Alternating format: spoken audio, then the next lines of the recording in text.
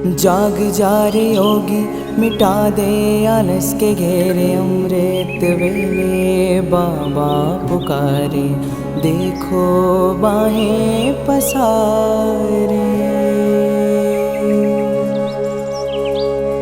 बाबा प्यार तुम्हारा अमृत वेले उठाता, मोहिनी रात में मुझे जगाता। प्रेम की घंटी हृदय मंदिर में बजती, परमात्मा पुकार में आत्मा सुनती। नींद पर होती योग की विजय, माया के होते सहज पराजय। आराम नहीं मिलन चाहती, बाबा संग आत्मा खिल जाती।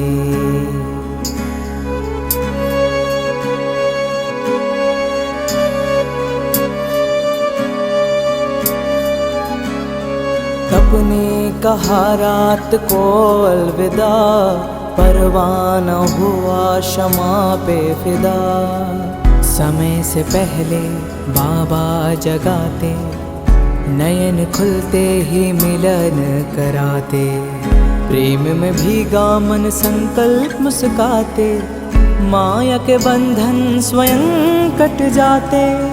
ठंडी गर्मी बारिश अब तप के साथी, मौसम की मार अब ना डराती। सोना अब आराम नहीं माया है, नींद अब अमृत नहीं विष का साया है।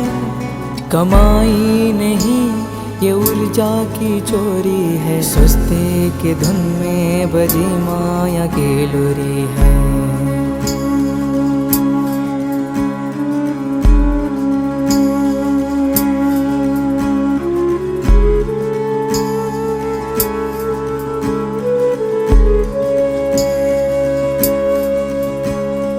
आराम की चाह वो रूह की लाचारी है, तप की राह में मन की हेरा फेरी है। जागृत में विश्व कल्याण का सूत्र हूँ, ब्रह्म मुहूर्त का प्रहरी मैं शिव पुत्र हूँ।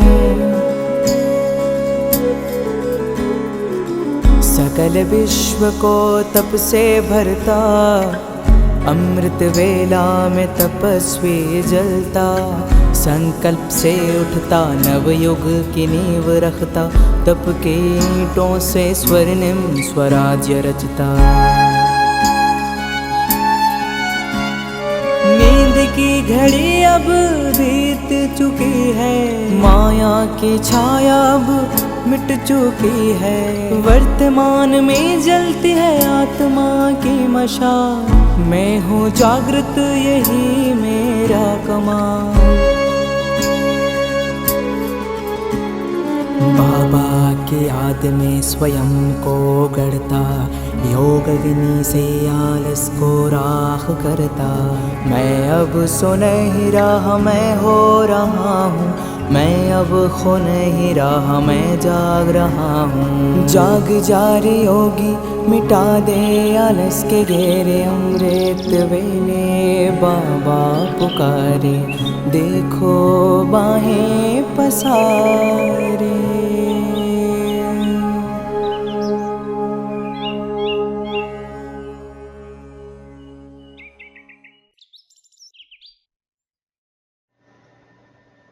ஓம் சாந்தி. அமிர்தவேளை யோகம் 108 நாள் பட்டியனுடைய 94வது நாள் யுக மாற்றத்தின் நேரம். இன்றைய கவிதை: ஏ சூரியனே, கொஞ்சம் இந்த மனிதனை எழுப்புவாயாக. ஏ காற்றே, இந்த மனிதனை சிறிது அசைப்பாயாக. ஏ பறவையே, இந்த மனிதனின் காதில் போய் கத்துவாயாக. இந்த மனிதன் தூங்கிக் கொண்டிருக்கின்றான், சத்தியத்திலிருந்து வெகு தூரத்தில். சத்தியத்தை அறியாமல் உறங்கிக் கொண்டிருக்கின்றான் இந்த மனிதன். கனவு உலகத்தில் சந்தரித்துக் கொண்டிருக்கின்றான். ஏ சூரியனே, இந்த மனிதனை சிறிது எழுப்புவாயாக. ஏ காற்றே, இந்த மனிதனை அசைப்பாயாக. ஏ பறவையே, இந்த மனிதனின் காதில் போய் கத்துவாயாக. ஏனென்றில் இந்த மனிதன் உறங்கிக் கொண்டிருக்கின்றான், சத்தியத்தை அறியாமல் உறங்கிக் கொண்டிருக்கின்றான், கனவு உலகத்தில் வாழ்ந்து கொண்டிருக்கின்றான். விழித்தெழுந்த தீபம் 3 காரியங்கள் செய்கிறது: எழுப்புறது, அசைக்கிறது, கத்துறது. யார் எதுக்கு? எழுப்புறது, அசைக்கிறது, கத்துறது. ஏனெனில் மனிதர்கள் உறங்கிக் கொண்டிருக்கிறார்கள். அணைந்து போன தீபம் இன்னொரு தீபத்தை விழித்தல செய்ய முடியாது. விழித்தடைந்த தீபம்தான் அணைந்து போன தீபத்தை விழித்தல செய்யும். 130 வருடத்திற்கு முன்னாடி ஒரு மனிதர் காலையில் எந்திரிக்கிறார், பேப்பர் வாங்குறாரு, படிக்கிறாரு. அதை படித்தவொன்னே அவரால் பேச்சு மூச்சு இல்லாமல் ஆயிடுறாரு. ஏன்னா அவருடைய மரணத்தினுடைய செய்தி பேப்பரில் வந்திருக்கு.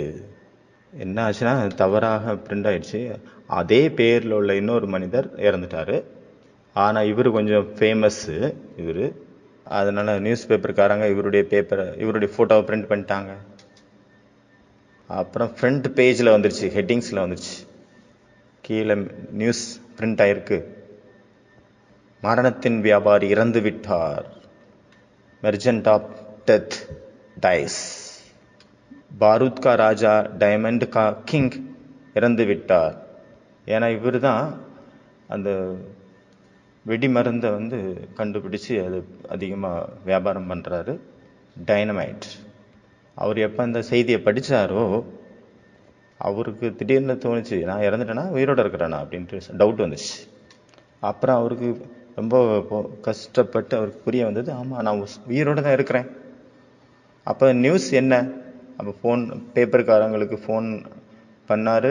அவங்க சாரி கேட்டாங்க. உடனே அவங்க சொன்னாங்க, உடனே நாங்கள் இதை மாற்றிடுறோம் அப்படின்னு, ஃபோட்டோவை சேஞ்ச் பண்ணிடுறாங்க அப்படின்றாங்க.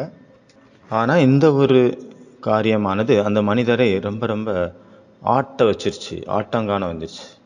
அவர் நினைக்கிறாரு, நான் இறந்த பிறகு என்ன இந்த மாதிரியான மனிதர்கள் நினைப்பாங்க?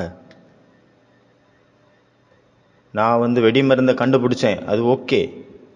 ஆனால் என்னன்னு எழுதுறாங்க, போட்டிருக்காங்க பாருங்க, மரணத்தின் வியாபாரியா, மரணத்தினுடைய பிஸ்னஸ் மேன் செத்து போயிட்டாரு. இந்த மாதிரி என்ன நினைக்கக்கூடாது யாரும். உலகம் என்ன இப்படியா நினைக்கும்? என்னுடைய ஆஸ்தி இதுதானா? மரணத்தின் வியாபாரி, மரணத்தின் பிஸ்னஸ் மேன். வேற வேற நியூஸ் பேப்பரில் வேற வேற மாதிரி நியூஸ் பிரிண்ட் பண்ணாங்க உலகத்தில் உள்ளவங்க, அந்த நியூஸ் பிரிண்டர்ஸு, நியூஸ் செய்தித்தாள்கள். அவர் உள்ளுக்குள்ளே ஆடி போயிட்டாருன்னு தான் சொல்லணும். அப்புறம் ரொம்ப ஆழமான சிந்தனை பண்ண ஆரம்பித்தார். அவர் நிறைய புது புது கண்டுபிடிப்புகள் எல்லாம் கண்டுபிடிச்சார். அவர் கண்டுபிடிச்சதுலே 355 கண்டுபிடிப்பு கண்டுபிடிச்சார். அதில் முக்கியமானது இந்த வெடி மருந்து. இந்த உலகத்தில் இந்த வெடி மருந்துகள் எல்லாம் வந்தது இல்லையா, அது இவரால் தான் வந்தது, டைனமைட்.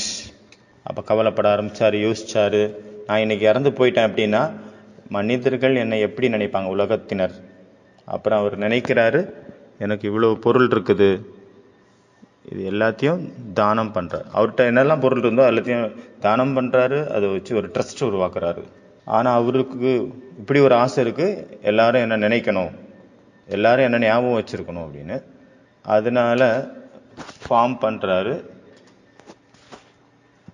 அதனால் ஒரு ட்ரஸ்ட் ஃபார்ம் பண்ணுறாரு. அந்த ட்ரஸ்ட் மூலமாக ஒரு ஃபவுண்டேஷன் கிரியேட் பண்ணுறாரு. அவர் சொல்கிறாரு, இந்த ஃபவுண்டேஷன் மூலமாக பணம் கிடைக்கும். அவர் நினைக்கிறாரு, என்னுடைய அவங்கவுங்க ஏரியாவில் மனித குல நன்மைக்காக யாரெல்லாம் காரியம் செய்கிறாங்களோ, எந்த ஒரு துறையாக இருந்தாலும் சரி, கலை சேத்திரமாக இருக்கலாம், விஞ்ஞானத்தினுடைய இடமா இருக்கலாம், ஒவ்வொரு வருஷமும் அவங்களுக்கு இந்த கிஃப்ட் கிடைக்கும், பரிசு. அவர் இறந்துடுறாரு 1896, 1896 சரீரம் விட்டுறாரு. அப்புறம் 5 வருஷத்துக்கு பிறகு அந்த கிஃப்ட் எல்லாருக்கும் கொடுக்க ஆரம்பிக்கிறாங்க. ஆல்ஃபிரட் நோபல் அவர் தான். அவருடைய பேர் என்ன? அல்ஃப்ரெட் நோபல். ஒவ்வொரு வருஷமும் நமக்கு தெரியும் நோபல் பிரைஸ் கொடுக்குறாங்க இல்லையா, பீஸ் பிரைஸுங்கிறதும் அதுக்கு உள்ளதான் வருது. அதனுடைய பிரைஸ் அமௌண்ட்டு கூட ரொம்ப ஜாஸ்தி, 10 கோடி இல்லை அதை விட அதிகம்னு நினைக்கிறேன். பாரூத் வியாபாரி, அந்த வெடிமருந்து வியாபாரி அப்படிங்கிற அந்த ஒரு அடையாளத்தை அவரை பற்றி நினைக்க அவர் விரும்பலை. அவருடைய மனசில் என்ன இருந்தது, நான் விநாசத்திற்காக இல்லை, உலகத்திற்கு ஏதோ ஒரு புதுமையான விஷயங்களை கொடுக்கறதுக்காக பிறந்திருக்கிறேன். வெடிமருந்து வியாபாரியாக இருந்தவர் என்ன ஆயிட்டார், ஞானத்தின் தீபம் சுடர்விட்டவராக மாறிட்டார்.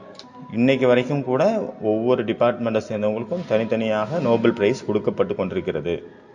முதல்ல 5 டிபார்ட்மெண்ட் இருந்தது, இப்போ நிறைய இருக்குது.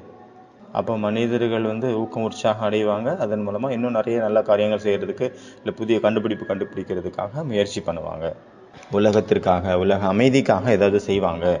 இன்றைய அவ்யக்த மகா வாக்கியம், உலகத்தில் மனிதர்கள் இன்றைய சிந்தனை நற்சிந்தனை அப்படின்ட்டு போடுறாங்க பேப்பரில். யோகி வாழ்க்கையினுடைய ஒரு செய்தித்தாளில் என்ன ஒரு செய்தி வரணும், யோகி வாழ்க்கையினுடைய அந்த நியூஸ் பேப்பரில் என்ன நியூஸ் வரணும், என்ன நியூஸ், பரச்சிந்தனையினுடைய நியூஸா, யோகி வாழ்க்கையினுடைய நியூஸ் பேப்பரில் என்ன நியூஸ் வரணும், அதை மனிதர்கள் படிக்கிற மாதிரி. இன்று நான் பகவானுடன் இத்தனை மணிக்கு சந்திப்பை நிகழ்த்தினேன், இந்த மணிக்கு மீட் பண்ணேன் வர. இன்றைய இதுதான் ஹோம்ஒர்க்கு. ஃபஸ்ட்டு காரியம் இன்றைய ஹோம்ஒர்க்கில் யோகியினுடைய நியூஸ் பேப்பர். யோகியினுடைய நியூஸ் பேப்பரில் என்ன நியூஸ் வரணும், இன்று நான் பகவானை சந்தித்தேன், காலை 2 மணிக்கு இல்லை 3 மணிக்கு இல்லை 4 மணிக்கு நான் அவரை சந்தித்தேன். அதுக்கப்புறம் சந்திக்கிறதெல்லாம் நியூஸ் போடணும்னு அவசியம் இல்லை. யாராவது பார்த்தாங்கன்னா என்ன நினைப்பாங்க, ஒரு மனிதர் 30 வருஷமாக தபம் பண்ணுறாரு, மலையில் உட்காந்து அவர் சொல்கிறாரு ஊரில் நான் 30 வருஷமாக தவம் பண்ணேன், இன்றைக்கி தான் பகவானை சந்தித்தேன், அவருடைய தரிசனம் பார்த்துட்டு வர்றேன். இந்த மாதிரி கிராமத்தில் யாராவது வர்றாங்க அப்படின்னா என்ன பண்ணுவாங்க, மீடியாக்காரங்களாம் வந்துடுவாங்க இன்டர்வியூ எடுக்கிறதுக்காக. நம்மளுடைய வாழ்க்கையினுடைய நியூஸ் பேப்பரினுடைய ஃப்ரெஷ் நியூஸ் என்ன, இன்னைக்கு காலையில் நம்ம பகவானை சந்தித்தோம்,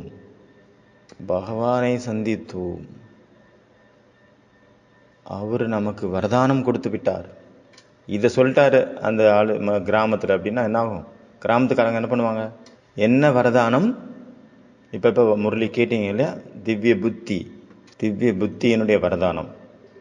உலகத்தில் உள்ளவங்க எல்லாத்தையுமே ஏற்றுப்பாங்க, இல்லைனா எதையுமே ஏற்றுக்க மாட்டாங்க. உலகத்தில் நல்லது கெட்டதுனுடைய மிக்ஸ் இருக்குது. ஆனால் யோகி எப்படி இருப்பார், யோகிங்கிறவர் அன்னப்பறவையினுடைய புத்தி உடையவராக இருப்பார். அவர் என்ன பண்ணுறாரு, அவர் பகுத்தறிகிறாரு. அன்னப்பறவை என்ன பண்ணுது, புனித அன்னப்பறவை பகுத்தறியுது. கல், முத்து, தண்ணி, பால், இந்த ஒரு அறிமுகம்தான் முக்தி. இதை அறிந்து கொள்வது தான் முக்தியினுக்கான ஒரு வழி, துவாரம், முக்தி துவாரம். சத்தியம் என்ன, சாரம் என்ன, சாரம் என்ன, நித்தியம் என்ன, நித்தியம் என்ன, என்ன பண்ணணும், என்ன பண்ணக்கூடாது, யார் கூட இருக்கணும், யார் கூட இருக்கக்கூடாது, எங்கே போகணும், எங்கே போகக்கூடாது, எதை பார்க்கணும், எதை பார்க்கக்கூடாது. இந்த முரளியில் சொல்கிறாரு திவ்ய திருஷ்டி. 1/3/1990 அந்த முரளி, இன்றைய முரளி, விவேக் ரிவைஸ் முரளி. அவர் திவ்ய புத்தி, திவ்ய விருத்தி, திவ்ய திருஷ்டி. இன்றைய பாபாவுடைய மகா வாக்கியம். இன்று அமிர்த வேலை அனைத்து சேவாஸ்தானங்களையும், அனைத்து சென்றையும் பாபா போய் பார்த்துருக்கிறாரு. யார் போய் பார்த்தது, பாபா. நான் போனேன்ல, அதனுடைய நியூஸை உங்களுக்கு சொல்கிறேன். பகவான் என்ன பண்ணார், யாத்திரை போனார், அதனுடைய சமாச்சாரம் கொடுக்குறாரு. சமாச்சாரம், இவருடைய யாத்திரை ஜியோகிராபிக்கல் யாத்திரை கிடையாது, ஸ்தூல ரீதியான யாத்திரை கிடையாது. இது சைத்தன்ய தன்மையினுடைய மனதினுடைய யாத்திரை. பாவனையினுடைய கோயில்களை அவர் ட்ராவல் பண்ணுறாரு. எப்படி அவங்க புனித யாத்திரைக்கு போகிறாங்க கோயிலாக, அதே மாதிரி ஒவ்வொரு மனதினுடைய பாவனையினுடைய கோவிலுக்குள்ளே பாபா ட்ராவல் பண்ணுறாரு, தரிசனம் பண்ணுறாரு. அந்த ஆத்மாவிற்குள்ள நடைபாதையில் பாபா ட்ராவல் பண்ணுறாரு. இன்று அமிர்த வேலை எல்லா இடத்தையும் எல்லா சென்றையும் நான் போயிட்டு வந்தேன், யாத்திரை போனேன். ஒவ்வொரு ஆன்மீக குழந்தைகளும் ஆத்மாவிற்கு மன நிம்மதியை கொடுப்பதற்காக பாபாவுடன் பேசுவதற்காக தன்னுடைய இதயத்தினுடைய விஷயங்களை திலாராம் பாபாவுக்குடன் வைத்தவாறே இல்லத்தை கொள்ளை கொண்ட பாபா கிட்ட வைக்கிறாங்க. தன்னுடைய இதயத்தினுடைய விஷயங்களை தனக்குத்தானே டபுள் லைட் பவ அப்படிங்கிற வரதானத்தை எடுத்துட்டு இருந்தாங்க, கொடுத்துட்டு இருந்தாங்க. சில குழந்தைகள் விஸ்வ கல்யாணி அப்படிங்கிற ஸ்வரூபத்தில் நினைச்சிருந்தாங்க. பாபா மூலமாக கிடைத்த அனைத்து சக்திகளையும் மற்றும் சக்திகளை வரதானம் மற்றும் மகாதானம் அப்படிங்கிற ரூபத்தின் மூலமாக அநேக ஆத்மாக்களுக்கு கொடுத்துட்டு இருந்தாங்க. 3 விதமான ரிசல்ட்டை நான் பார்த்தேன்.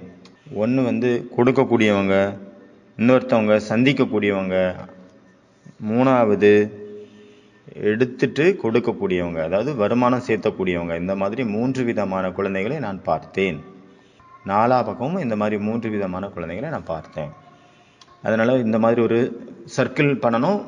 ஒன்று லவ்வர்ஸ், ரிசீவர்ஸ் அண்ட் கிவ்வர்ஸ். 3.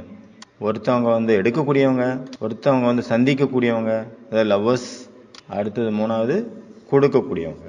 இந்த 3 ஸ்டெப்ஸ், 3 விதம், 3 வெரைட்டி. ஃபஸ்ட்டு ஸ்டெப்பில் பகவான்கிட்ட கேட்குறாங்க, இது கொடு, அதை கொடு, பதில் கொடு, ஏதாவது கொடு, வரதானம் கொடு, எங்களுடைய கேள்விகளுக்கு பதில் கொடு.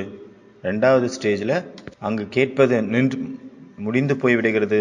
ஆனால் என்ன ஆகுது, அப்புறம் சந்திப்பு நிகழ்கிறது. ஆனந்தத்தில் உணர்ச்சி பெருக்கு எடுத்து ஓடுகிறது. பகவான் கூட சந்திக்குது, பகவானே சந்திக்குது. 3வது ஸ்டேஜ் அவ்வளோ சந்திப்பு ஜாஸ்தி ஆயிடுச்சு, அந்த கப் நிறைஞ்சிருச்சு. இப்போ என்ன நடக்குது, அது ஓவர்ஃப்ளோ ஆகுது. இது பேசிவ் கிரியா, அவங்க கொடுக்கல, தானாகவே அது போகுது, ஓவர்ஃப்ளோ ஆகி தானாகவே. அதனால் இதை பார்க்கணும். இந்த 3ல் நான் யார், அதை மார்க் பண்ணணும்.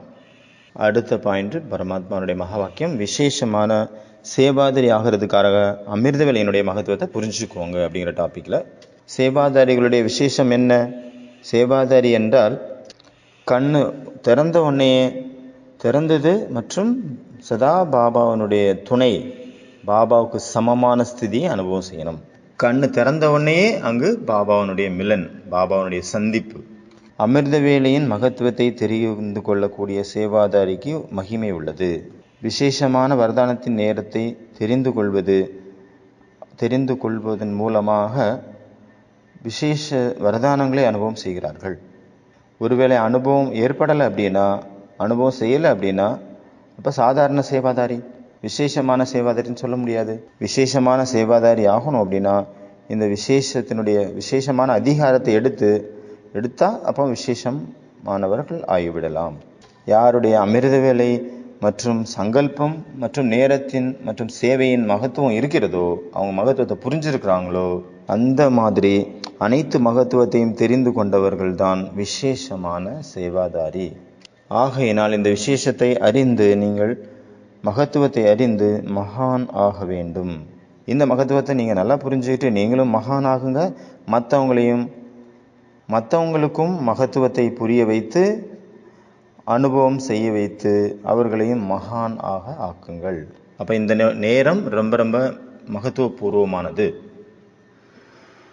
ஒரு கிளாக்கினுடைய படத்தை வரையணும், அதில் எழுதணும், இன்னைக்கு நான் எவ்வளோ நேரம் பாபாவை கூட சந்திப்பு நிகழ்த்தினேன், பாபாவை மீட் பண்ணேன், எவ்வளோ நேரம் பாபா கூட இருந்தேன். 2 to 5, 3 to 5, இல்லைனா 4 to 5 அதை கலர் பண்ணணும். 2லேருந்து 5 மணி வரைக்கும் தியானம் பண்ணனா, பாபாவை மீட் பண்ணனா, இல்லைனா 3லேருந்து 5 வரைக்கும் பண்ணனா, இல்லை 3லேருந்து 4, இல்லைனா 4லேருந்து 5 அப்படின்ட்டு அதை மார்க் பண்ணணும் கலரில். இந்த கடிகாரத்தை உருவாக்கணும், இன்னைக்குள்ள கடிகாரத்தை உருவாக்கணும். முடிஞ்சு போச்சுல்ல அதை. இது டிவைன் கிளாக். சேவைக்காக ஊக்கம் உற்சாகம் வைங்க. கண்ணு திறந்த உடனே பாபாவை சந்திச்சிங்க, சேவையினுடைய சேத்திரத்தில் ஆஜராயிட்டீங்க.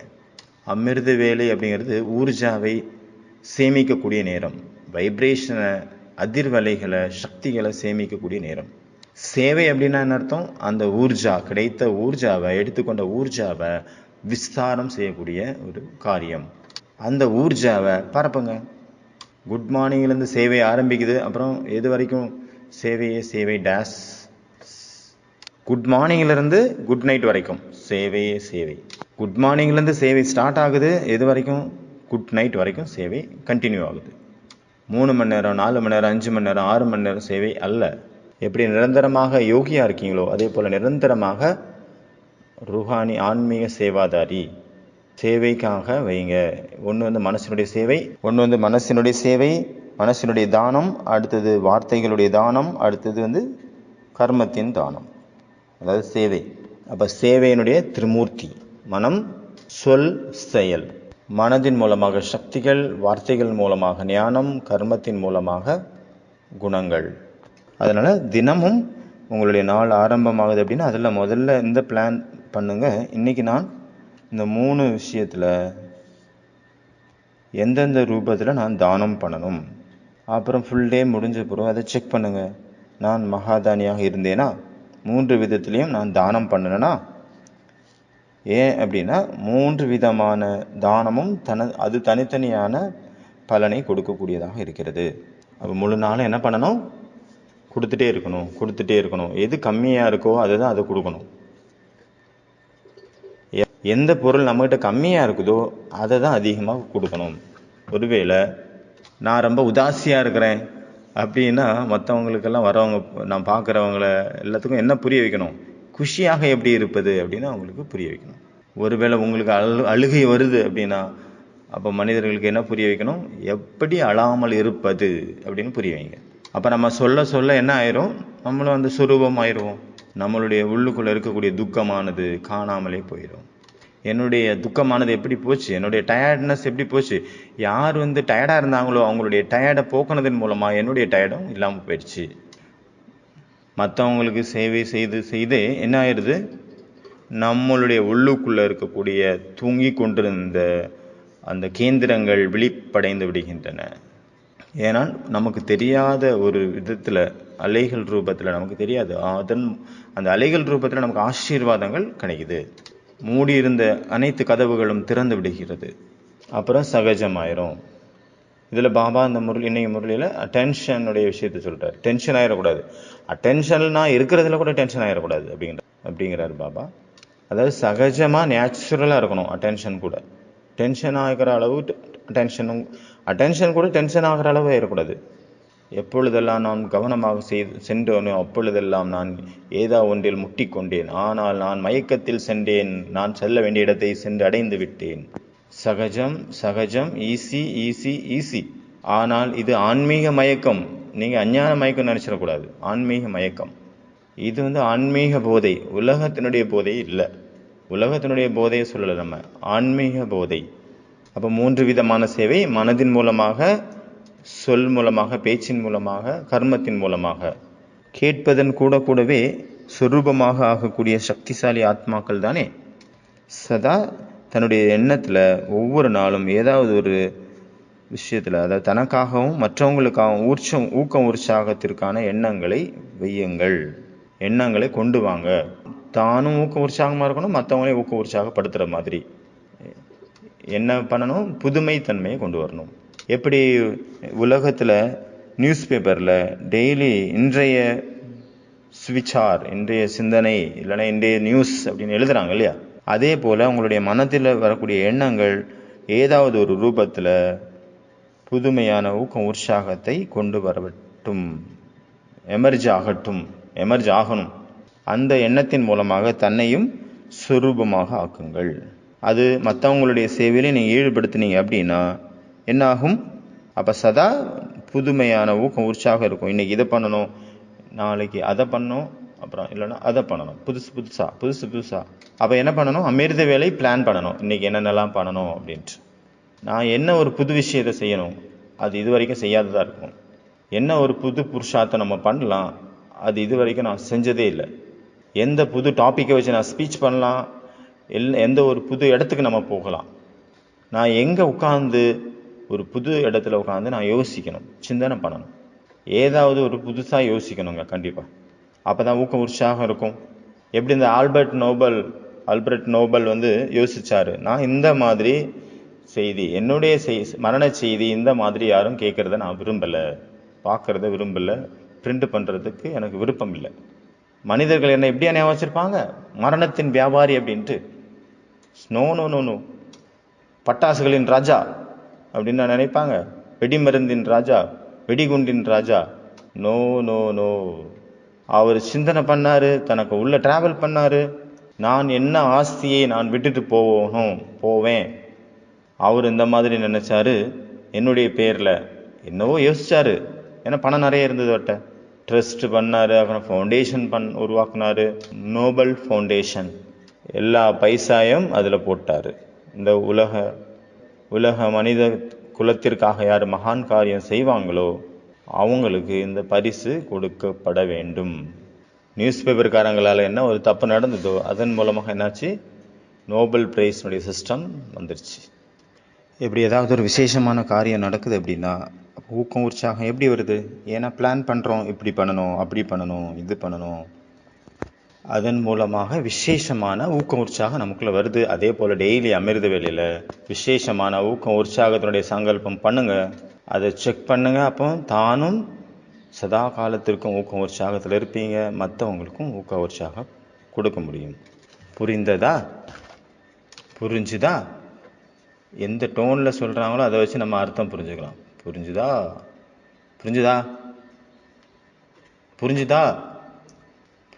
இல்லை புரியல, இன்னும் ஒருத்தர் புரிய வைக்கவா அப்படிங்கிற மாதிரி. ஆச்சா, புரிஞ்சதில்ல, ஓகே. பாபா சொல்கிறாங்க எப்படி மனோரஞ்சன், அந்த என்டர்டெயின்மெண்ட்டுக்கான ப்ரோக்ராம். மனோரஞ்சன் ப்ரோக்ராம் எப்படின்னா காமெடி ஷோ, இல்லைன்னா டான்ஸ் ப்ரோக்ராம் கூட இருக்குது, நாடகம், கல்ச்சுரல் ப்ரோக்ராம் நடக்குதுல்ல. நமக்கு நேற்று ஒரு சிஸ்டர் வந்தாங்க, அவங்க ரொம்ப லேட் ஆகிடுது தூங்குறதுக்கு அப்படின்னாங்க. அப்போ என்ன பண்ணிட்டு இருக்கீங்க ராத்திரி?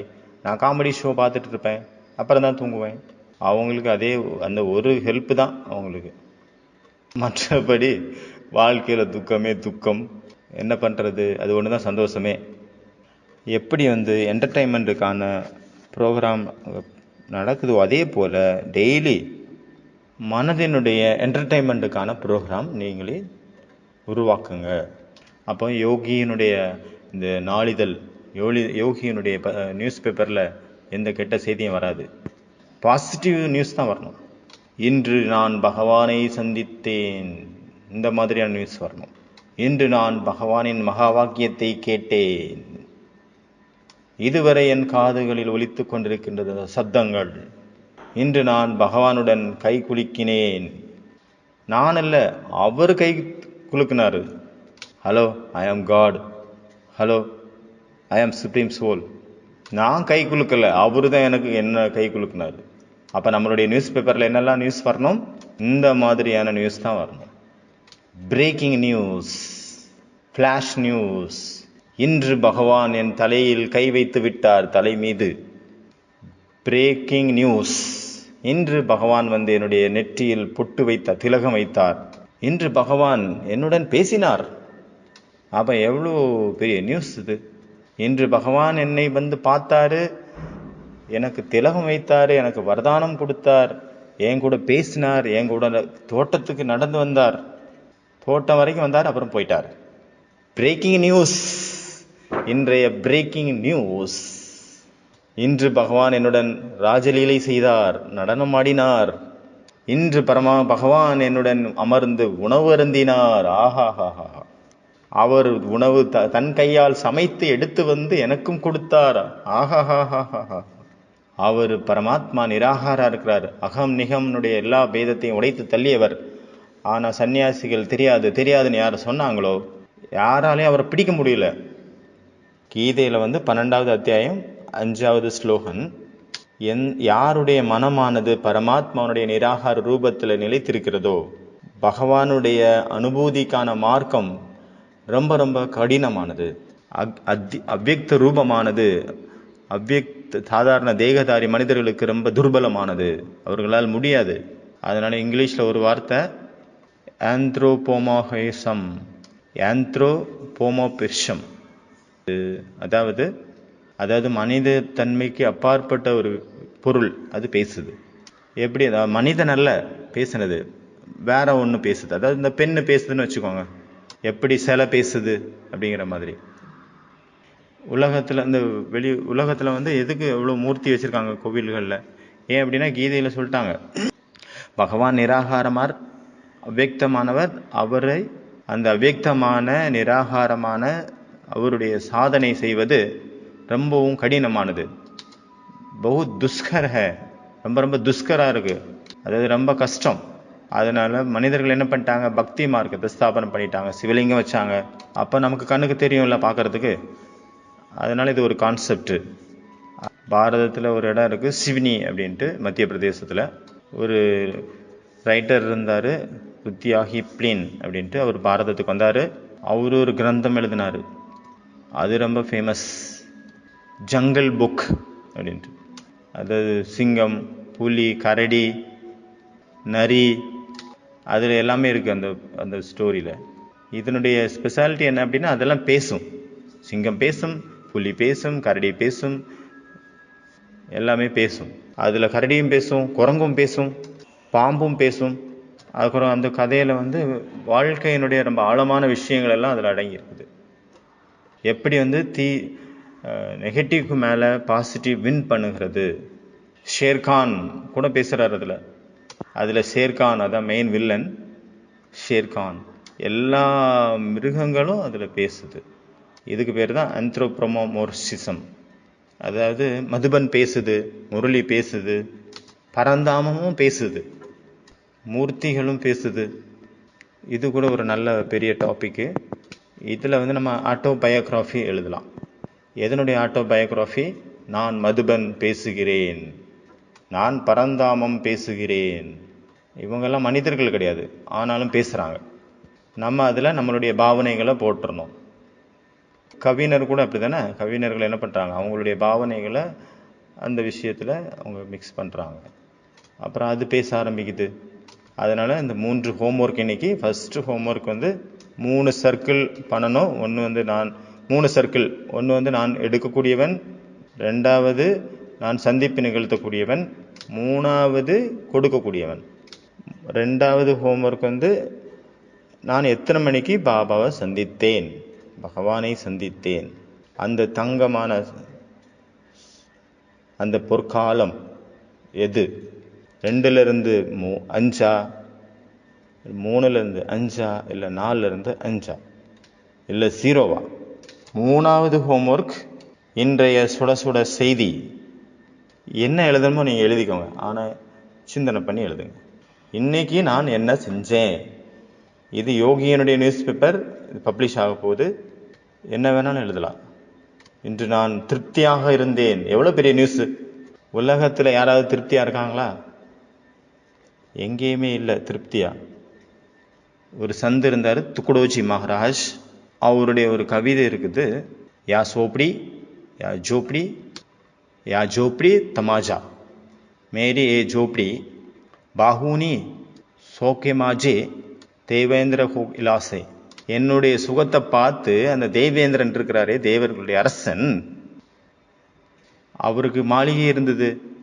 அது ஆனால் என்கிட்ட மாளிகை இருக்கு, ஆனால் வாசல் கிடையாது, கதவு கிடையாது. அவங்களுக்கு மாளிகைகள் இருக்குது தேவேந்திரனுக்கு, ஆனால் நான் தரையில் தான் படுக்கிறேன். ஆனால் ரொம்ப திருப்தியாக இருக்கிறேன். யாருக்கும் எந்த கட்டுப்பாடும் கிடையாது. யார் வரணுமோ வாங்க, யார் போகணுமோ போங்க. கதவு திறந்துருக்கு, யார் வேணாலும் வாங்க, யார் வேணாலும் போங்க. அதனால் இந்த 3 ஹோம்ஒர்க் இன்னைக்கு. இன்றைய கவிதையை நம்ம கேட்டுடலாம். ஃபஸ்ட்டு நமக்கு 98 கவிதைகள் நம்ம சொல்லியாச்சு, பார்த்தாச்சு. இன்னும் 2 கவிதை தான் இருக்குது. இன்னும் 2 கவிதை தான் பெண்டிங் இருக்குது நம்பரில்.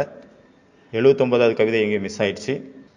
அதனால் இன்னொரு கவிதை எக்ஸ்ட்ரா நீங்கள் கொடுக்க வேண்டியிருக்கும். அப்போ தான் டோட்டலாக 100 கவிதை ஆகும். ஒன்று மிஸ் ஆயிடுச்சு, யாரோ எடுத்துட்டாங்க. அதனால் ஒருத்தருக்கு எக்ஸ்ட்ரா ஒரு கவிதை கொடுக்குறேன், அப்போ தான் 100 ஆகும். இன்றைய கவிதை ஓம் சாந்தி. இன்றைய கவிதையினுடைய டாபிக் அழாதீர்கள், அழக்கூடாது, அதுதான் டாபிக். மாயாவை பார்த்து அழாதீர்கள். மாயா பேப்பர் டைகர், ஆகையால் பயப்படாதீர்கள். நோய்கள் வியாதிகளை பார்த்து அழாதீர்கள். பாப் தாதாவின் மடியில் ஈஸ்வரிய சேவையில் ஆசீர்வாதங்களின் நிறைந்த தன்மையினால் அதை கடந்து செல்லுங்கள். லௌகீகத்தில் வரக்கூடிய பிரச்சனைகளை பார்த்து நிராசை அடையாதீர்கள்.